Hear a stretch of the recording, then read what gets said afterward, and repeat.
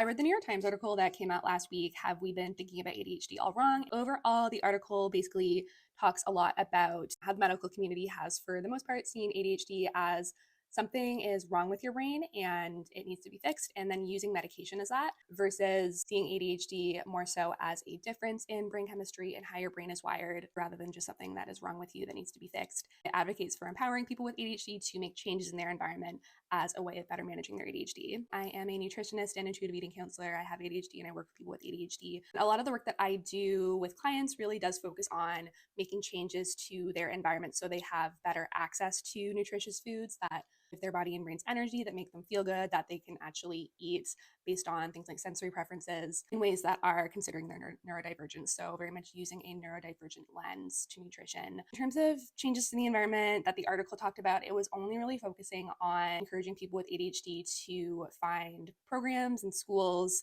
that they're interested in and jobs that they're interested in, and talking about this being an alternative to medications to better manage their symptoms. And love the kind of like binary contrast, like medication or changes to the environment. I think it can very much be both and should be both if you want to take medication. And I wish the article just talked more about other ways to make changes to the environment, both people's immediate environment, so like their house, work, also changes that we can make in society to make it a safer, better place for neurodivergent people. Instead of doing that, this article kind of put all that responsibility back on people with ADHD who are already at a disadvantage, having to operate in a neurotypical society, being neurodivergent, by encouraging them to make choices that better accommodate their ADHD through the programs they take and the jobs that they have. I feel like it would have been nice if the author mentioned that the neurodivergent movement is already doing this and has been for decades, just advocating for seeing ADHD and any form of neurodivergence just as a difference rather than as something that's wrong with you, and discussing how we can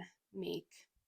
societies and systems better and more neurodivergent friendly for everyone. Making nutrition more accessible and more neurodivergent friendly, how you're eating also more neurodivergent friendly, is one way that I'm doing this. But I would love thoughts on any other ways that you're doing this in your more immediate environment, or what we can be focusing on and advocating for in terms of changes to society to make it a better and safer place for people with ADHD.